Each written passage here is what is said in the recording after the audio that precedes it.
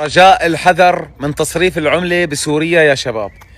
واحد من الشباب راح عم يصرف عملة من أحد مكاتب الصرافة، صرف أعطاه دولار وأخذ سوري عملة جديدة. طبعا هو راح وعم يدفع من العملة السورية اللي صرفها، بيتفاجأ، شوفوا الصورة، بيتفاجأ إنه برزمة ال500 على العملة السورية الجديدة حاطين له 5000 من العملة السورية القديمة.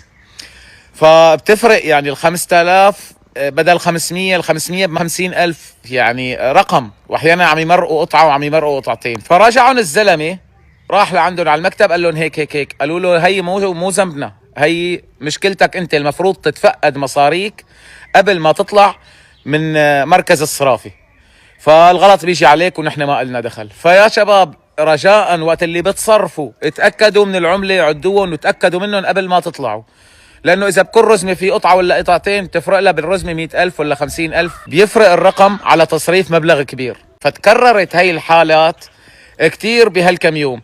للأسف في ناس ضعيفين نفوس ولا بيحللوا ولا بيحرموا، وبيقول لك مكسب.